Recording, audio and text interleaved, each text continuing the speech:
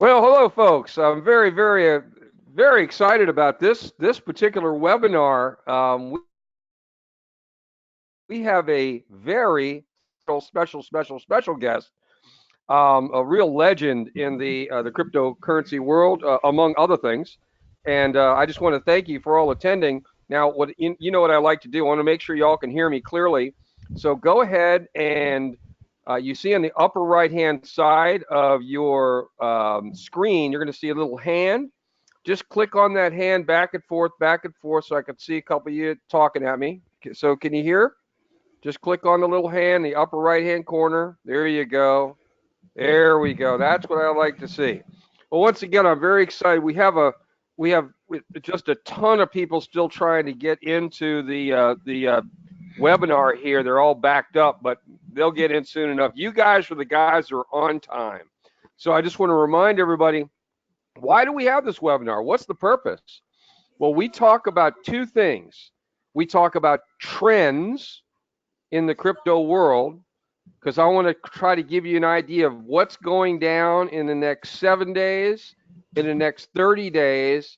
And I try to push out as far as 90 days, but 90 days is like, dinosaur time these days, these days with crypto changing so much. So I do like to talk about trends, but the second subject is technology. And I'm telling you, as I said, we have one of the superstars of the crypto world.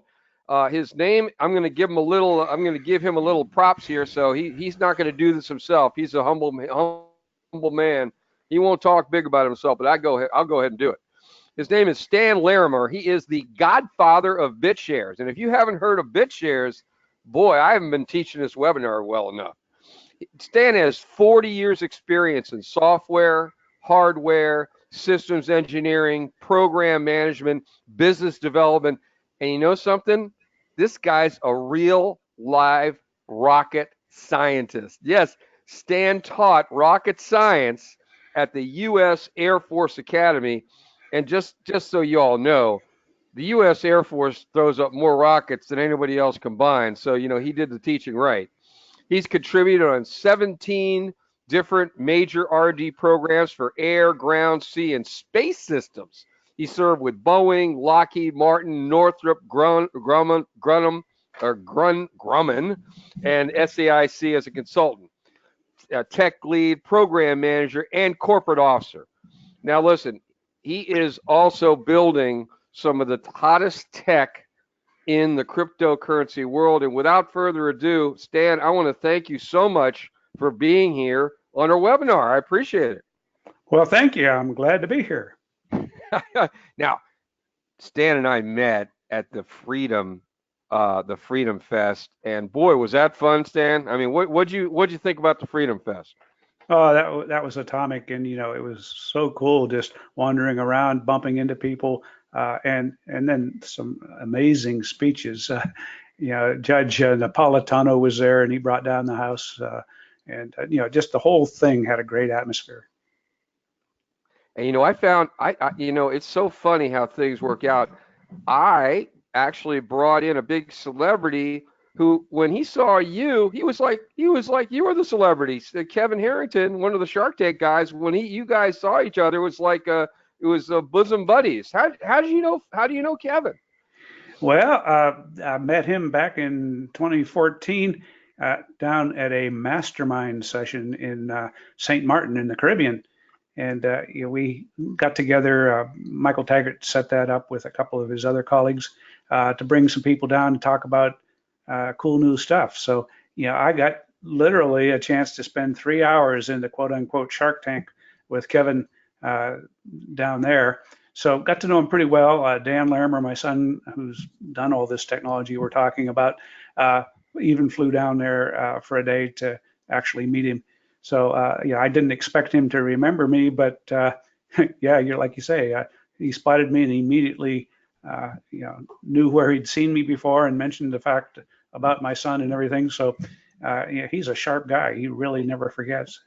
And I tell you what, isn't that true? I mean, the one thing he really actually, outside of everything he remembered, he sure remembered the fact that you had told him to buy some Bitcoin way back then, and he is still kicking himself for not buying. Remember that?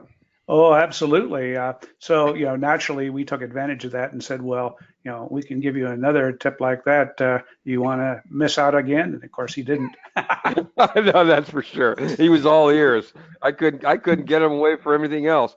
Well, listen, Stan, there are really three subjects I want to talk about today, and I kind of want to, if you can tell our listeners who have heard about BitShares, like I said, if you've got any time, if anybody has got any time in the cryptocurrency, they've heard of BitShares. Could you kind of give people a little background, or at least, you know, uh, a little bit about what you've done with BitShares and what you and your son have done?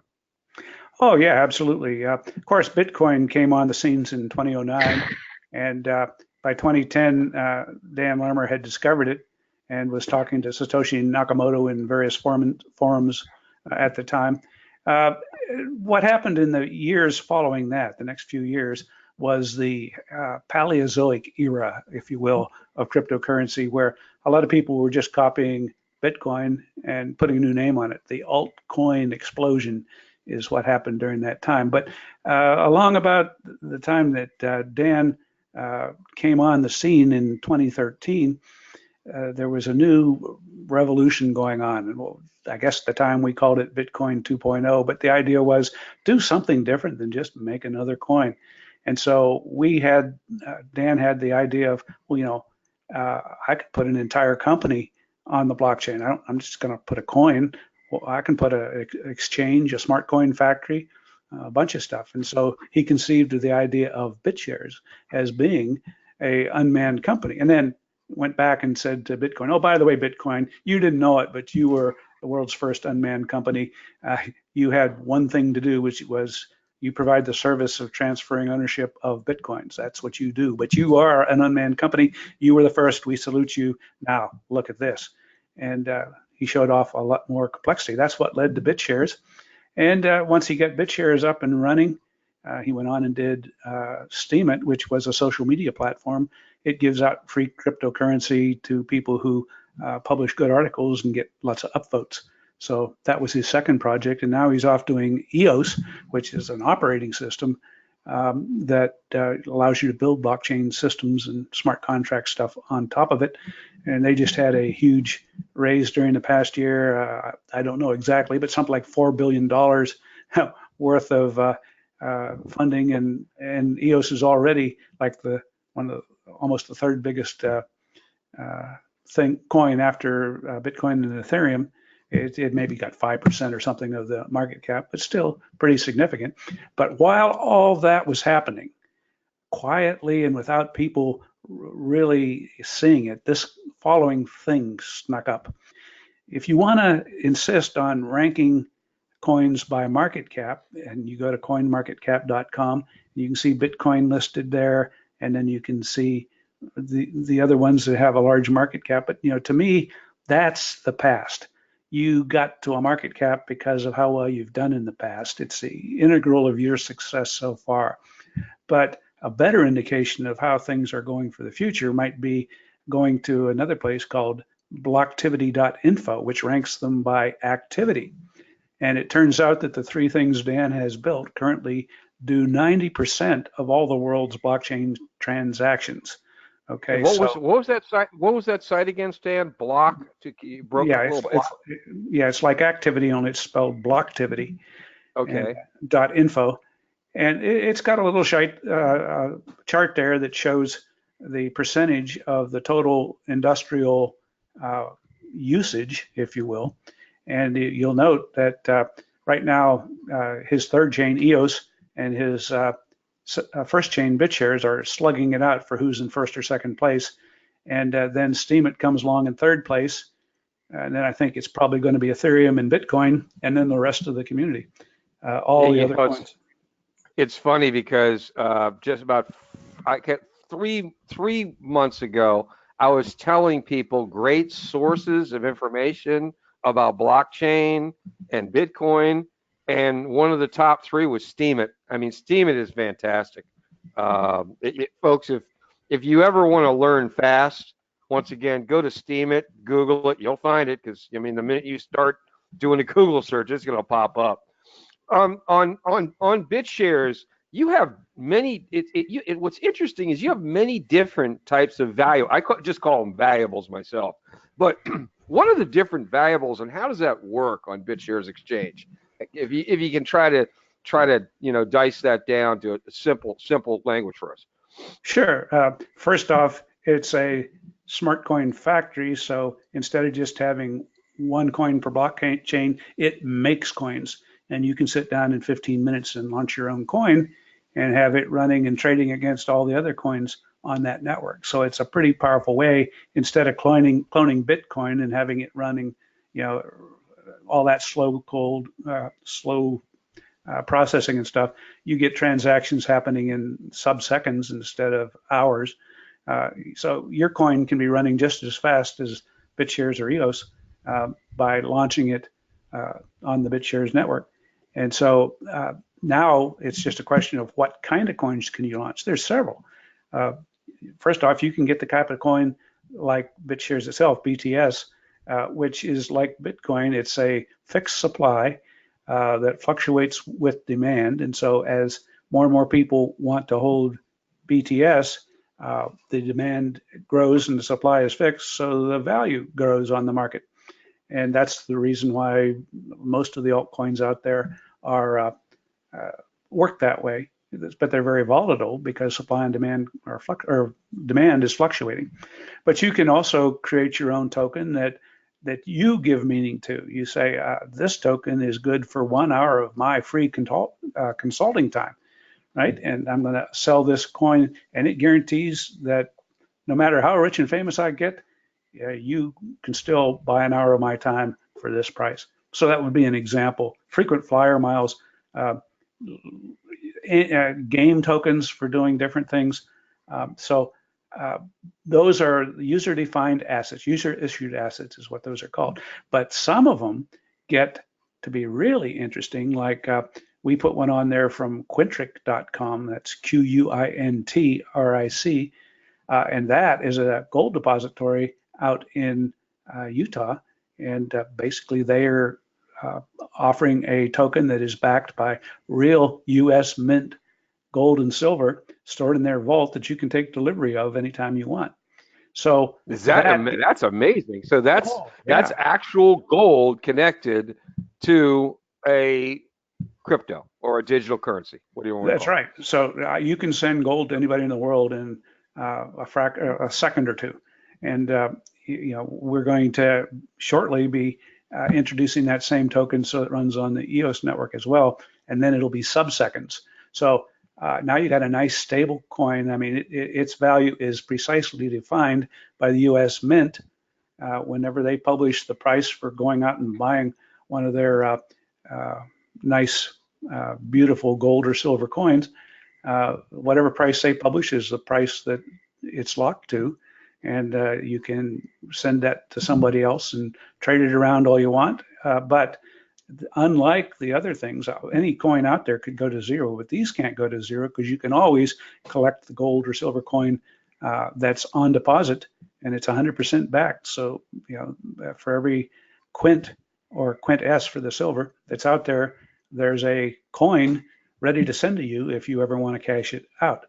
And so that gives you an incredible new way to do business, not to mention a nice way to get into the cryptocurrency. You don't have to go and use some of the more expensive good old standards like Coinbase or so on that allow you to send fiat government money in. You can do that right at Quintric and get quints and then trade them for other things on the BitShares network or wherever else it gets traded. Now, we just launched that on the 4th of July, so it's starting to ramp up in circulation, but I think that'll be. Could you spell that again? Stan, is that Quintric? Did I spell that right? Yep. Good. .com. And so that is a real good way for a person who's a little bit nervous about, what are all these coins about? Well, here's a nice stable one backed by U.S. legal tender. And, that is really nice because Other coins that fluctuate are going to give you capital gains and losses, but legal tender is a separate category that you can spend and send around and never have to worry about keeping track of how its price is fluctuating. And so that is another major benefit of that. But That's excellent. that is just another category. That is just a spectacular form of a user issued asset. But there's other user issued assets out there that could be Joe's Barbecue or something. So the whole spectrum, you can introduce your own for some high school project, or you could go and get something that's U.S. legal tender. Pretty cool spectrum of what you could do there. But then the third category is smart coins, and that would be examples would be BitUSD, BitCNY. Basically, those coins track the value of the dollar or the yuan or the euro, even Bitcoin. And those are something that is backed by BitShares itself as collateral. So basically, they're guaranteed that you can cash them in for their value in BitShares. And the reason you'd want to do that is because there's no counterparty. Now, as good as Quintric is, you still have to trust the fact that they've got gold in their vault, insured by Lloyd's of London and under continuous video surveillance that you can look at and see the gold is there. So they do everything they can to prove that they're trustworthy and so on. But if you are the type of person that wants no humans in the loop, then those smart coins are a good solution. And the Hero is a particularly interesting one because its definition is the value of the US dollar in 1913 plus 5% annually. And so right now it's up around $170 in value. That's how much it's grown at 5% since then. And against today's dollar, which has shrunk as the Federal Reserve has printed money and everything. So we like to call the Hero honest money, and the US dollar is pretty much dishonest money because It's like fake news, Stan. yeah. And the reason they were both worth the same. The day, December 23rd, 1913, a date that will live in infamy, when the Federal Reserve started managing our money and printing too much of it and destroying its value. And so now let me make sure. I just want to understand one thing. I'm sorry to cut you off yeah, because I have some people like texting me now saying, did Stan say this right?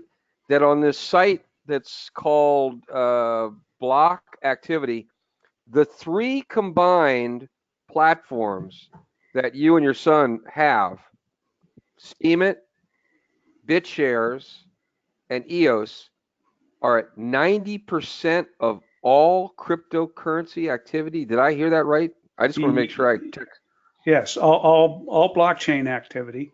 Now, there are exchanges out there where you can trade stuff, but those are trading IOUs. They're not trading on the blockchains themselves.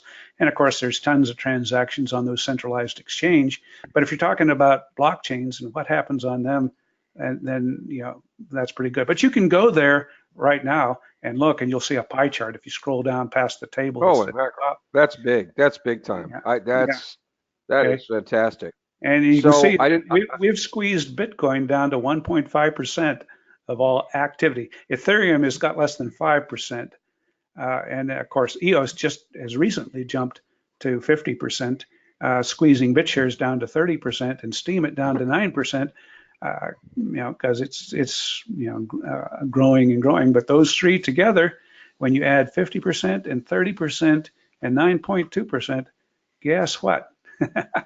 So there you sit. So let me ask you this. So we have these three pieces, and BitShares, I assume, is primarily working on the blockchain. Now, I know you and Sean Worthington. We just to give you an idea, Stan, we have probably 8 or 9 thousand people that are going to hear this briefing that many of them have Cloudcoin, and they're very excited about what's going down with Cloudcoin, and this could be a tremendous introduction point for them getting involved with BitShares and Quintrix because they're going to come piling in with some Cloudcoin and even just go straight there. Can you talk about what you've been doing to have the Cloudcoin tradable in the very near future on BitShares?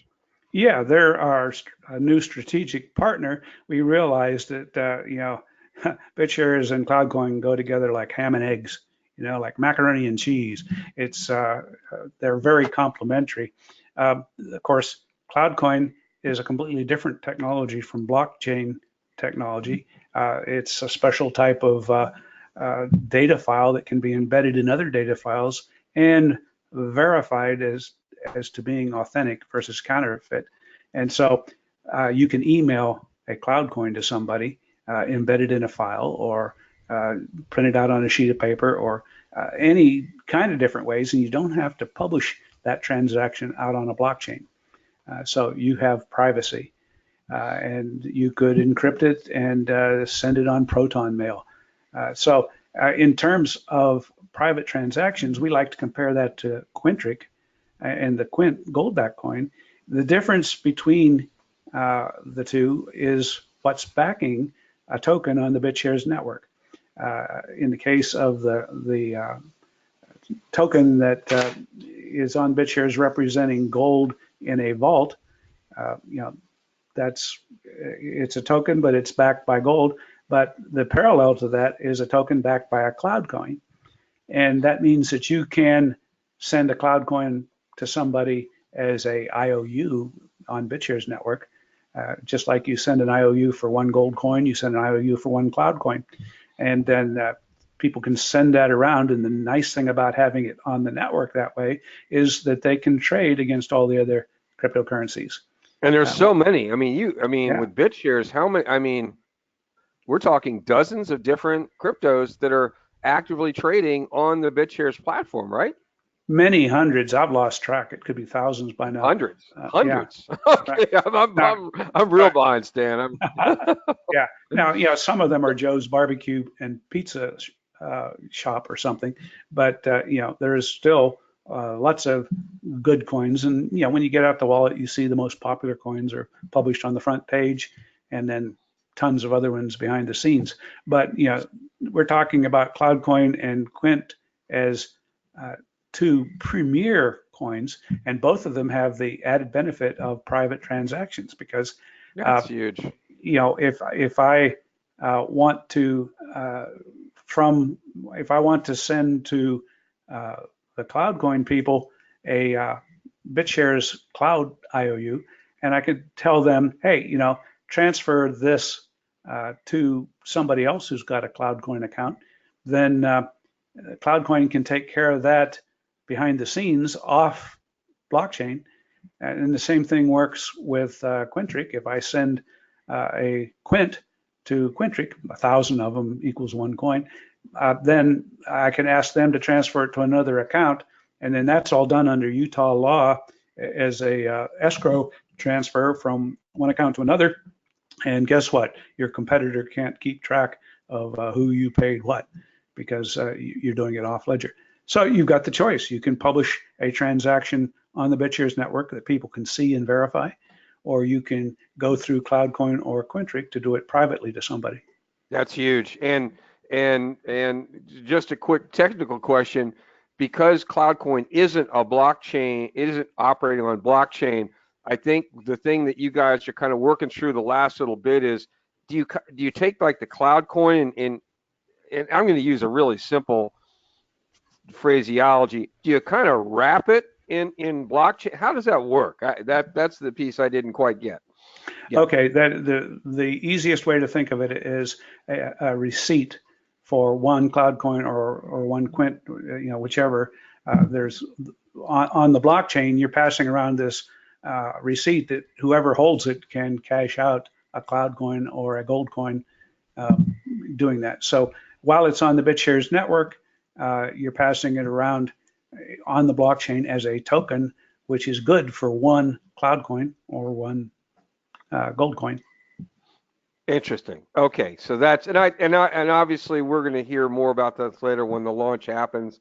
And I think Sean was telling me I think the last thing is working on some type of wallet. Is that that's kind of my understanding? Yeah, we were helping him with that, and we had one of our wallet developers working on it, but they kind of got behind. Today we just had another meeting where we got him some more technical support from, one of the best guys in the business in terms of technical expertise. That's huge. And so, he's going to be now working to help get this thing done because, we were hoping to have it done back on the 4th of July, but it's just engineering backlogs. It's a fact of life. And, Yeah, yeah. And so, I get you.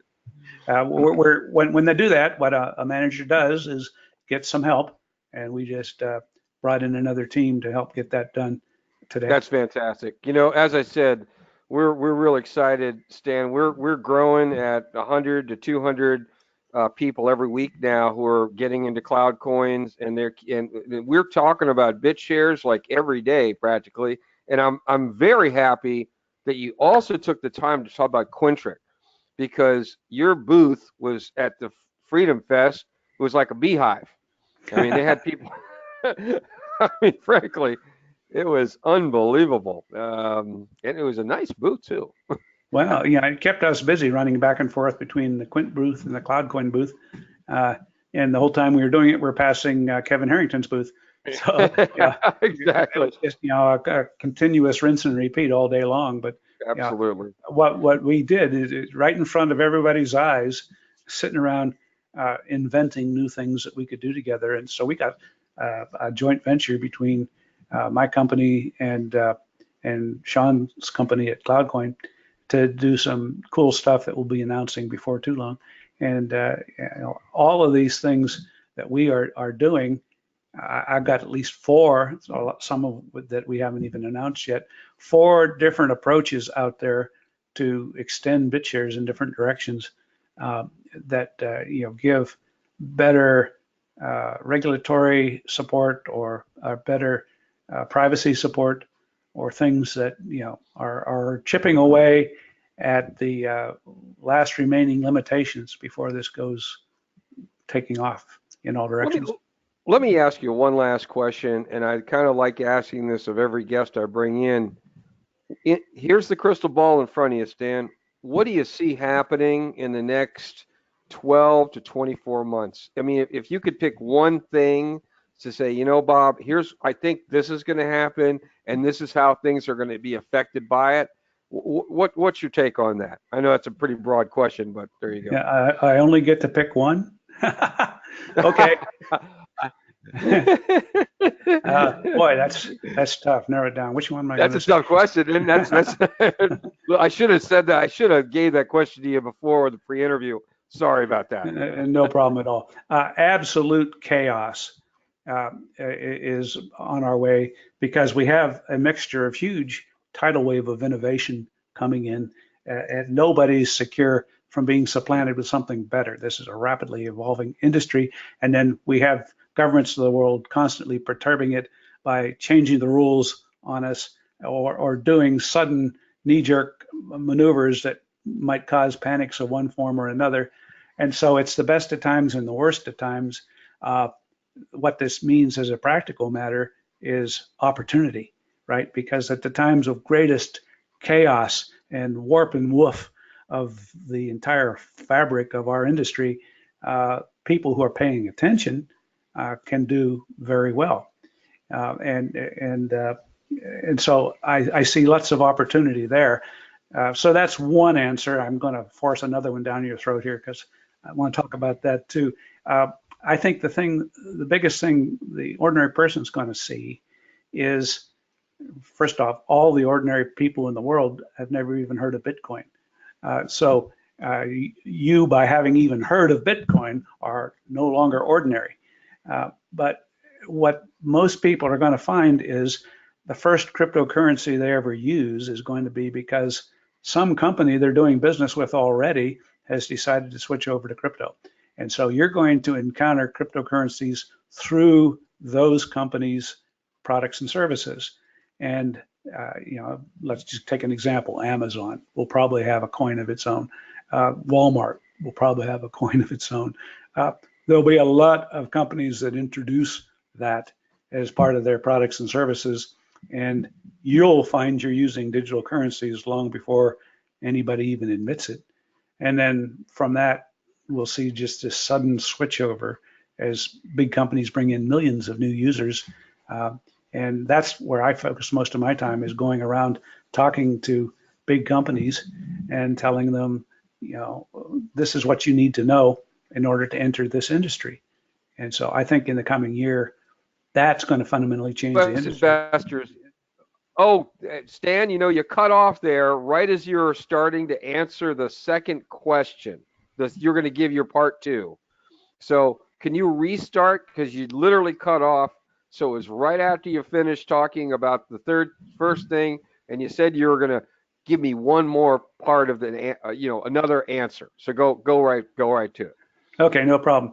The other thing that you're going to find is that uh, most of the world doesn't know about cryptocurrency. So the people here that have heard the name Bitcoin, you're no longer an ordinary person yourself. But the ordinary people in the world who have never encountered uh, the concept of cryptocurrencies are going to encounter it, because companies are going to start moving in and using that currency. So most people will encounter cryptocurrency for the first time through some company they're already a customer of. And that's going to be the fundamental change as those companies bring millions of new users and teach them about currencies you may not have even heard of yet. Well, I cannot agree with you more, Stan, because every couple weeks I show people, I talk about two things.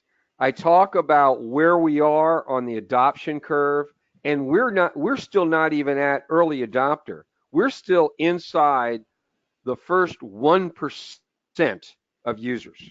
We're still inside that. And right now, the total number of wallets out there universally as of the finish of Q1 2018 is 23 million wallets. So we are so early. Is this exciting or what, Stan? Oh, it's great. But it's very much like when the Model T was first introduced. Most people had to be car mechanics in order to work on them, right? To get them to start, you had to fiddle with them for 5 minutes. Nowadays, cars stop and start again when they're sitting at a red light. So, that's where we are on the curve. We're at the just Model T is starting to get used by people who can figure out how to start them. That's where we are right now. It's amazing. Stan, before we go, and folks, I actually only clocked. I was convinced Stan to come on for 10 minutes. Now I kept him probably double. Stan, is there any one place that our listeners should go to learn more about anything you're doing? Because you're doing so many things, I don't want them to miss out. Is there one place they should go to right now, or where thousands of people listening to this recording? Yeah, I would say that a good place to start out is at my blog at steemit.com. That's with two E's, STEEMIT.com/@Stan. And that'll bring you to, 2 years worth of articles I've written about this industry and everything I'm interested in. And that's where I'll be announcing some of our cool new stuff in the next 4 to 8 weeks. And so, yeah, going there first, and from there you'll learn about everything else, and you can track it down. That's fantastic, folks. And once again, Stan, I very much thank you for taking the time to visit with us. It's been a pleasure, and I'm gonna lean on you one more time. Are you going to be able to make yourself available in the next few weeks for some of your announcements? Yeah, anytime that you're willing to have me, I'm willing to certainly talk to you, and go from there. Another place you can see a lot of that stuff is I do a weekly discussion on Blue Rock Talk with Connie Williams or Willis. Oh, she'll kill me, Connie Willis. But at any rate, that's a place where you can see various video interviews where we talk about whatever's hot. That's great. But I would be happy to come back here and tell you about stuff. We'll be going to conferences in Amsterdam and Sao Paulo, Brazil, in about 7 weeks. And we're planning on making some big announcements at that time. So that'd be a good time to check back with you. That's fantastic. Thanks a lot. And folks, don't worry. I'm gonna send out this recording again. I'm gonna have both links that Stan said you're not going to miss out. So Stan, thank you very much for coming and attending with us tonight. I appreciate it. My pleasure. Thank you. You got it.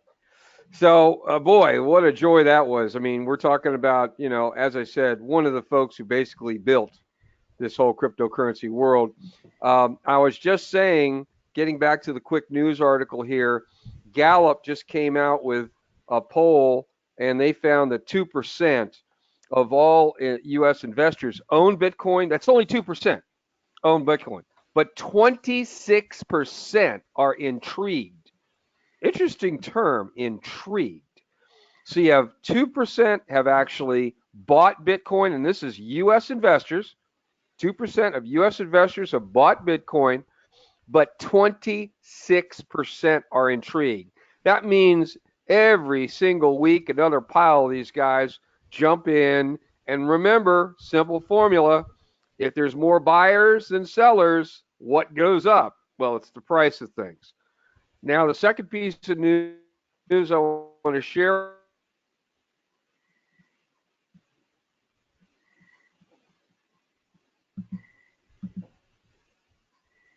with you is because at the heart of a significant amount of trading are what are called cryptocurrency miners. Those are the folks that not only generate Bitcoin and other coins, but they also make it possible for transactions to occur. A lot of people are always focused on the miners in terms of generating coins, but if you don't have miners and you don't have enough of them, it slows down the transaction speed. So, as you can see, a Canadian company is now building out their own electricity infrastructure. And this is happening all over the world, where you have electric infrastructure being built out with the sole purpose of making mining, possible and transactions possible. And once again, the more infrastructure, the more activity is made possible, the faster the activity happens, you're going to have more people using cryptocurrencies. So it's very important for you to understand as there is more infrastructure, you're going to have more transaction speed, more capabilities, more potential for buying and selling, and that's a big thing.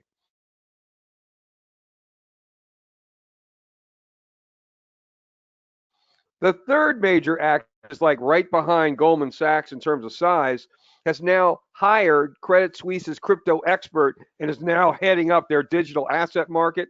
What's this mean?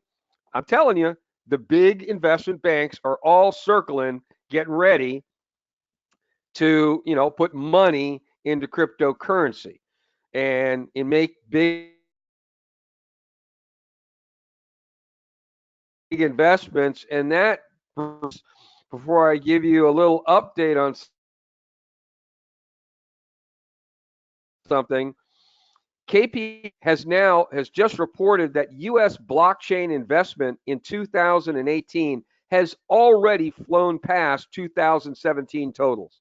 You have a tremendous onrush of investment happening in the cryptocurrency space. So that kind of gives you an idea of what's happening trend-wise. You know about tech, you know about trends.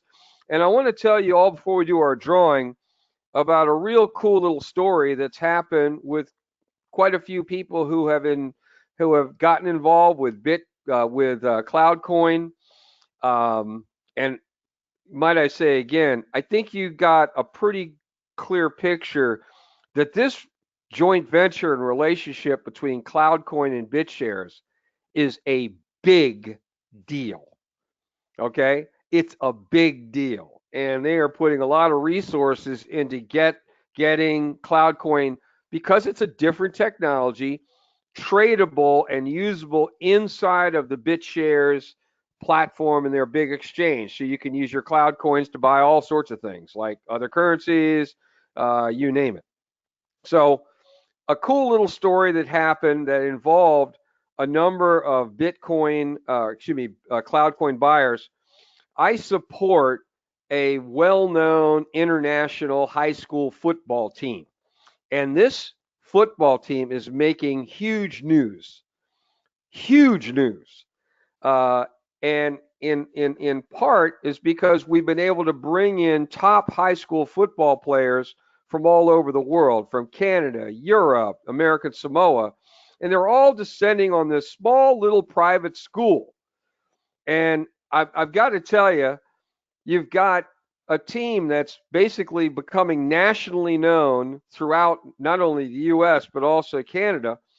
But what's also happening is colleges, major colleges, are coming to this small private school, uh, almost 70 different ones just in May and June.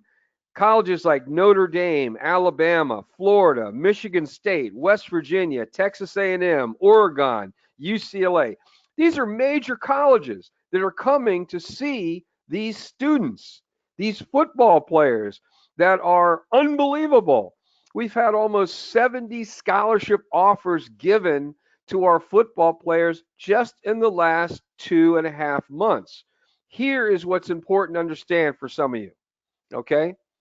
When these colleges come, they are used to seeing high schools of 2,000, 3,000, 4,000 students and meeting one player. Well, they're coming into this little private school that has like 250 students, and there's this incredible football team. So these colleges, when they come to see this high school and see 8, 9, 10, 12 incredible players, there are many more players on the team, but they are shocked. They go, what is going on with this school? And one of the things they're finding out is they're learning about the education system there. How are they keeping these players ethical and operating at a high level, learning faster than any students they've seen? How are these high school players not having any problems with drugs? They these colleges learn and want to learn all about what makes this school different. And I will just tell you this: an interesting thing happened in a nation where, interestingly enough, one of our players in our team has a relative that's very, very, very high in the government of this nation. And because they were inquisitive about what the heck's going on with this school, why are all these students doing so well? Why are they so ethical? Why are they not getting in trouble? Why are they not on drugs? And why are they performing so great? Well, they found out why. So now they're taking and incorporating some of this educational technology, and they're now training many, many, many, many, many, many, many, many teachers throughout the country with this technology. And that's related to just one of the players on this football team. So for the folks that helped out with I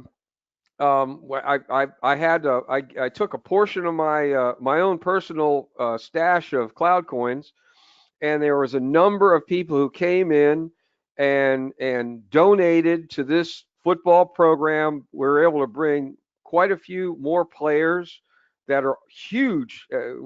Just to let you know, one of the players that came to our school, that is at our school because of this football program and these people who came in, donated money, and then I provided them Cloudcoins as part of it. I gifted them a lot of Cloudcoins. One of the players just committed tonight with Pittsburgh University, a huge, former national championship. One of our players is already committed. That's breaking news right now. Two more of our players committed to a major Big Ten school just a few weeks ago. We have 9 more players all deciding, and looking like they're going to be getting full scholarships this year. So I want to thank everybody who got involved. I will say I'm going to send out a notice. We're trying to basically help 2 or 3 more players. So if you find it in your heart to get involved, I will send a notice about this. But it's already making huge effects, folks, already, because these colleges, they come, they see what's going on, they want to learn, why is this place so special? And we're talking about top coaches from Alabama, Michigan, Michigan State, Florida, West Virginia. it's unbelievable. It's a real exciting times. So, last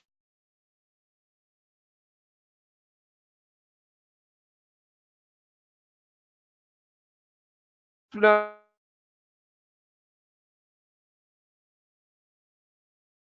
not least, we've got our drawing. Um,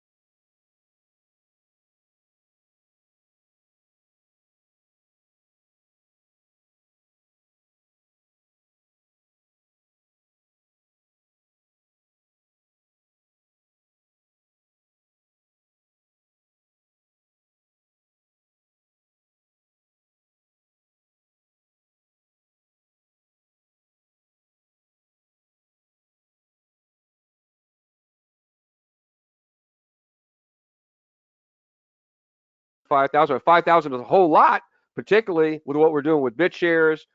And there is more news coming. I am not allowed to say anything, so I'm not gonna. But I think Stan alluded to it. He talked about a major joint venture with Cloudcoin, and hopefully I'm going to be able to give you some more news on that too. So thank you very much for attending our webinar tonight. Appreciate it.